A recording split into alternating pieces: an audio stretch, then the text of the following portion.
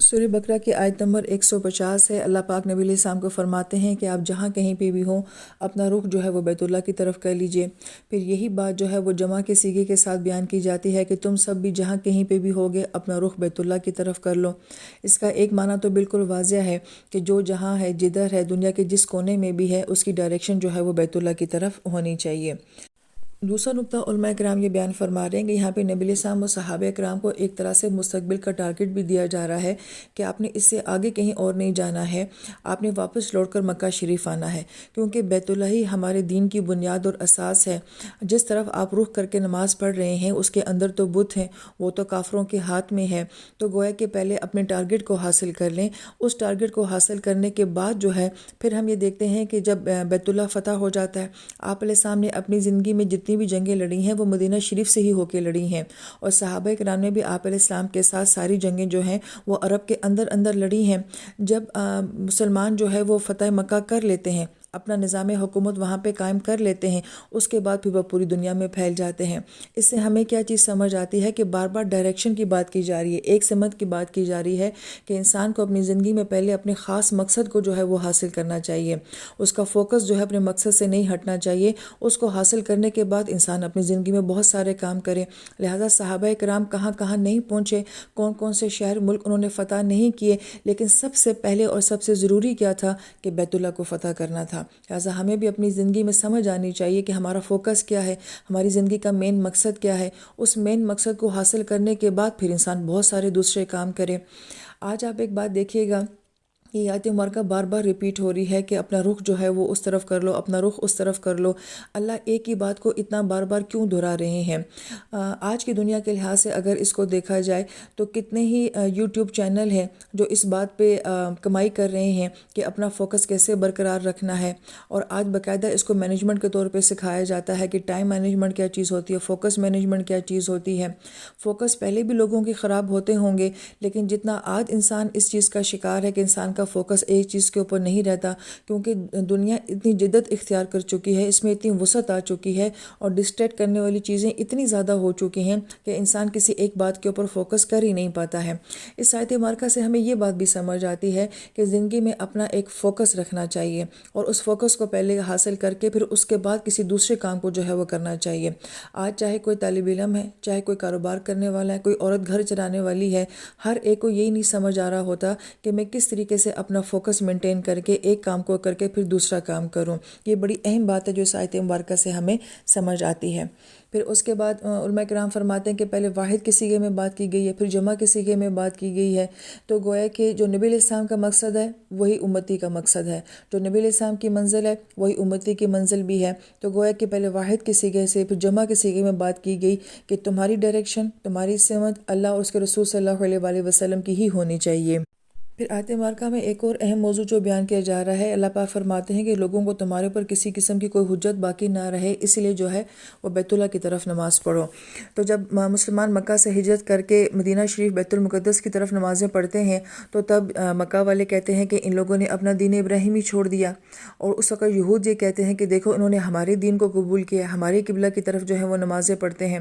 جب قبلہ تبدیل ہو جاتا ہے، دوبارہ بیت اللہ کی طرف جو ہے رخ کر کے نماز پڑھی جاتی ہے، تو پھر یہود یہ کہتے ہیں کہ یہ دیکھو انہوں نے اپنا دین جو ہے وہ تبدیل کر دیا ہے، کبھی اس طرف نماز پڑھتے ہیں، کبھی اس طرف نماز پڑھتے ہیں۔ تو ایک بات تو یہاں پہ کہی جا رہی ہے کہ آپ جب بھی کوئی کام کرتے ہیں تو لوگ آپ کے اوپر اعتراض کرتے ہیں، لوگ کبھی بھی آپ سے جو ہے وہ مطمئن نہیں ہوتے۔ اس لیے آیت مبارکہ میں کہا گیا کہ اِلَّا الَّذِينَ ظَلَمُوا مِنْهُمْ، کہ جو لوگ ظالم ہوتے ہیں وہ تو ہر حال میں اس طرح کی باتیں کرتے رہیں گے، لہٰذا آپ ان سے نہ ڈریں، آپ کو جو ہے وہ میرا خوف ہونا چاہیے۔ یہ اللہ پاک اپنے خوف کو کیوں بیان کریں؟ کیا ہم اللہ تعالیٰ سے ڈریں؟ کہ ہمارے دل میں اللہ تعالیٰ کا خوف ہونا چاہیے؟ تو علماء کرام یہ فرماتے ہیں اس خوف سے مراد یہ ہے کہ وہ کام جو ہم لوگوں کے خوف کی وجہ سے کرتے ہیں کہ لوگ کیا کہیں گے، وہ کیا باتیں کریں گے، وہ کیا سوچیں گے اور ان کا رد عمل کیا آئے گا۔ انسان لوگوں کے خوف سے باہر نکلے، اس کی سوچ یہ ہونی چاہیے کہ اللہ کیا سوچیں گے، اللہ کا اس بارے میں ریئیکشن کیا آئے گا، یہ ہمارے اندر جذبہ ہونا چاہیے۔ یا ہمارے ذہن میں یہ سوال آتا ہے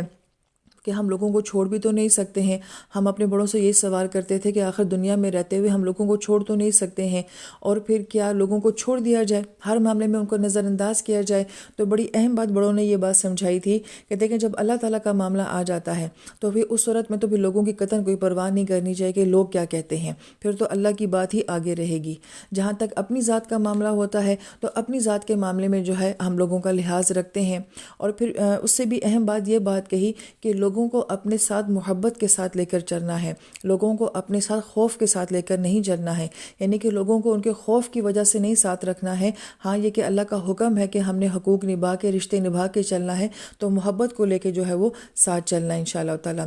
پھر اس کے بعد اللہ پاک فرماتے ہیں تاکہ میں اپنی نعمت کو تمہارے اوپر پورا کر دوں، یعنی کہ جب انسان اس بات کی پرواہ نہیں کرتا کہ لوگ کیا کہیں گے، معاشرہ کیا کہے گا، سوسائٹی کیا کہے گی، اس کو صرف یہ فکر ہوتی ہے کہ اللہ تعالیٰ کیا چاہتے ہیں، اور اس کا مقصد اور اس کا فوکس صرف اللہ تعالیٰ کی ذات ہوتی ہے، تو پھر اس پہ اللہ تعالیٰ کی نعمتیں مکمل ہونی شروع ہو جاتی ہیں۔ پھر اس کا مطلب ہے کہ وہ انسان ہدایت کے راستے پہ چلنا شروع ہو جاتا ہے، کیونکہ تہتدون جو ہے باب افتعال سے ہے، کسی چیز کا چاہنا ہوتا ہے کہ جس انسان نے اپنی زندگی میں اپنا فوکس جو ہے وہ اللہ تعالیٰ کی ذات کو بنا لیا اور اس کو لوگوں کی پرواہ نہ رہی، تو اس کا مطلب ہے کہ وہ واقعی اللہ تعالیٰ کی ہدایت چاہنے والوں میں سے ہو گیا ہے۔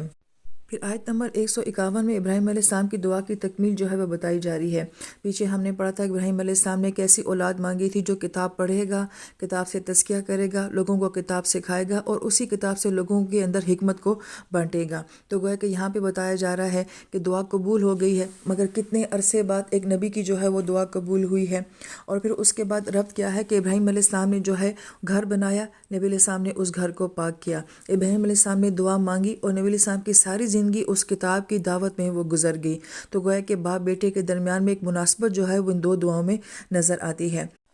پھر ہم نے پچھلی آیت مبارکہ میں دیکھا تھا کہ یہ موضوع بیان ہوا تھا کہ نبی علیہ السلام و صحابہ کرام میں دوبارہ جو ہے وہ مکہ جانا ہے اور بیت اللہ کو جو ہے وہ آزاد کروانا ہے۔ تو ظاہری بات ہے کہ وہاں پہ لڑائی تھی، جنگ تھی، اگرچہ ہم یہ کہتے ہیں کہ یہ وہ لڑائی تھی کہ دنیا میں ایسی لڑائی کبھی کسی نے نہیں دیکھی کہ اتنا بڑا شہر جو ہے وہ اتنی خاموشی سے پرسکون انداز میں صرف 17 قتل جو ہیں وہ بیان کیے جاتے ہیں جو کافروں کے ہوئے تھے، اور پھر سارا شہر جو ہے وہ اتنی آسانی کے ساتھ فتح کیا جاتا ہے۔ ورنہ جب بھی کسی نے کسی شہر کو فتح کیا ہے تو وہاں پہ کھوپڑیوں کے پہاڑی بنے ہیں۔ لیکن اس آیت مبارکہ میں جو بتایا جا رہا ہے کہ اصل میں رسول کا مقصد کیا تھا کہ کتاب کا سکھانا اور پھر اس سے حکمت بانٹنا، تزکیہ کرنا۔ تو یہاں پہ دو چیزوں کا جو کمبینیشن نظر آتا ہے، علماء کرام فرماتے ہیں کہ جہاد کرنا اور بیت اللہ کو آزاد کروانا یہ ثانوی مقصد تھا۔ اصل مقصد جو نبی کی زندگی کا ہوتا ہے وہ کیا ہے کہ آپ نے اللہ کی کتاب کو لوگوں تک پہنچانا ہوتا ہے۔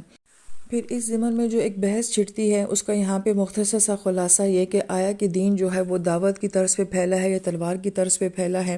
تو پہلی بات تو یہ کہ دین جو ہے وہ دعوت کی طرز پہ زیادہ پھیلا ہے، تبلیغ سے زیادہ پھیلا ہے، اور کہیں کہیں ایسا بھی ہوا کہ تلوار کا استعمال بھی کرنا پڑا۔ کم سے کم مسلمانوں کو یہ بات کلیئر ہونی چاہیے۔ آج کی نوجوان نسل یہ کہتی ہے کہ آپ زبردستی تلوار سے کیسے کہیں گے، اور آپ نے وہاں جا کے جنگ کیوں لڑی، اور پھر ان لوگوں کو کیسے کہا کہ آپ لوگ مسلمان ہو جائیں؟ تو ایسا کچھ بھی نہیں ہے۔ اگر میرے پاس اللہ کا پیغام ہے اور میں سمجھتی ہوں کہ میرا دین حق دین ہے، اور جو اللہ پاک نے مجھے نظام دیا ہے سب سے بہترین عادلانہ نظام، انصاف والا نظام، ایک انسان کی پرسنل زندگی سے لے کے اجتماعی زندگی تک بہترین سسٹم جو ہے وہ دین اسلام میں ہے، تو پھر اس چیز کو میں اپنے گھر میں کیسے رکھ سکتی ہوں، اپنے پاس کیسے رکھ سکتی ہوں؟ ظاہری بات ہے میں اس کو دوسروں کو بھی دینے کی کوشش کروں گی۔ صحابہ کرام یہ جانتے تھے کہ اس سے خوبصورت دین اور کوئی نہیں ہو سکتا، انہیں حق پیغام ملا ہے، سچا پیغام ملا ہے، لہٰذا وہ اس کو لے کے محض عرب میں نہیں بیٹھے رہ سکتے تھے، انہوں نے اس پیغام کو پوری دنیا تک پہنچانا تھا۔ اور اس سے بھی بڑی اہم بات جو ہمارے علماء کرام کہتے ہیں کہ اگر کوئی قوم ایسی تھی کہ جن تک اللہ کا پیغام نہیں پہنچا تو یہ کتنی بڑی محرومی ہے کہ ایک انسان اللہ کے تعارف کے بغیر ہی دنیا سے چلا جائے، ایمان کے بغیر ہی دنیا سے چلا جائے۔ اور دوسری بات یہ کہ جہاں کہیں پہ بھی اللہ کا نظام نہیں ہوگا، کیا ممکن ہے کہ وہاں پہ کوئی انصاف ہوگا، وہاں پہ کوئی خوشحالی ہوگی؟ تو جن لوگوں نے ہسٹری پڑھی بھی ہے وہ جانتے ہیں کہ دنیا میں ظلم تھا، ایک طبقہ بالکل نیچے پیس رہا تھا اور ایک طبقہ ان کے اوپر غالب تھا، اور اسلام اسی لیے تو آیا تھا کہ تمام انسان جو ہیں وہ برابر ہو جائیں، ہر انسان کو جو جو ہے روحانی سکون بھی ملے اور دنیا کا سکون بھی ملے، اور یہ چیز اسلام کے سسٹم کے اندر تھی۔ لہذا صحابہ کرام جو ہے وہ کسی علاقے میں جاتے تھے، وہاں تبلیغ کرتے تھے، وہاں دعوت دیتے تھے، جو قبول کر لیتا تھا تو الحمدللہ، یا کچھ لوگ اس بات کے اوپر راضی ہو جاتے تھے، حکومت آپ کی ہوگی، ہم مذہب چینج نہیں کریں گے، ہم آپ کو ٹیکس دیتے رہیں گے۔ مسلمانوں نے بہترین انداز میں ان لوگوں کو رکھا۔ یا پھر کچھ لوگ ایسے ہوتے تھے کہ نہیں ہم لڑیں گے، تو پھر صحابہ کرام فرماتے تھے لڑو، پھر وہاں پہ لڑنا بھی پڑ جاتا تھا۔ اپنے دین کو صحیح طریقے سے سمجھنا بہت ضروری ہے، ورنہ لوگ اشکالات کر کے ہماری بالخصوص نوجوان نسل میں یہ اشکالات ڈال دیتے ہیں کہ آپ کا دین جو ہے وہ تلوار کے ذریعے پھیلا۔ اس سے بھی بڑی خوبصورت بات کسی نے کہی تھی کہ اگر اس تلوار سے بھی کسی کو اللہ کا نام مل گیا ہے تو اس تلوار کو چوم لینا چاہیے، کہ جس تلوار سے کسی کو نبی مل جائے، اللہ مل جائے، قرآن مل جائے، آخرت مل جائے۔ اور پھر اس کے بعد جو کہتے ہیں نا کہ پریکٹیکل اور عملی حقیقت کیا تھی کہ جہاں جہاں مسلمان گئے ہیں اس کے بعد ان کی زندگی کا بہترین دور جو ہے وہ شروع ہو جاتا ہے، ان کی زندگیاں بدل جاتی ہیں، ان کو اپنی مذہبی آزادی جو ہے وہ مل جاتی ہے۔ یہاں تک کہ جب مسلمانوں کی حکومت وہاں پہ نہیں رہی تب بھی وہ لوگ یاد کرتے رہے کہ یہاں پہ کبھی مسلمان آئے تھے، تو اگر یہ تلوار اتنی ہی بری تھی تو پھر وہ اس تلوار کو یاد کیوں کرتے ہیں؟ تو یہ بڑی غور طلب بات ہے کہ ہمیں ہسٹری سے واقفیت ہونی چاہیے۔ یہاں پہ علماء کرام یہ فرماتے ہیں لہٰذا تلوار کا استعمال تو ہوا ہے، لیکن ان دونوں آیتوں کا کمبینیشن دیکھا جائے تو اصل مقصد جو نبی کا ہوتا ہے وہ جگہوں کو فتح کرنا نہیں ہوتا، ملکوں کو فتح کرنا نہیں ہوتا، بلکہ دلوں کو فتح کرنا ہوتا ہے۔ اس لیے کہا کہ جہاں وہ کرنا ضروری تھا وہاں مکہ فتح کیا، لیکن اصل مقصد نبی کا کیا تھا کہ آپ نے ساری زندگی جو ہے اس قرآن کی دعوت کو لوگوں تک پہنچایا ہے۔ اور پھر فرمایا کہ لوگوں کو وہ سکھایا ہے جو وہ نہیں جانتے تھے، یعنی کہ اس وقت پوری دنیا میں کہیں نہ کہیں علم کسی نہ کسی صورت میں موجود تھا، مگر اگر کہیں علم نہیں تھا تو اس عرب کے اندر علم نہیں تھا۔ جیسے کہ باقاعدہ علوم باقی ساری دنیا میں تھے، یہاں پہ نہیں تھے۔ یہاں پہ ذہن بہت اچھے تھے، یہاں کا خمیر بہت زبردست تھا، یہاں کے حافظے بہت مضبوط تھے، لیکن باقاعدہ علم نہیں تھا، اور پھر اللہ پاک نے اسی جگہ کو کل جہان کے لیے علم کا ذریعہ بنا دیا۔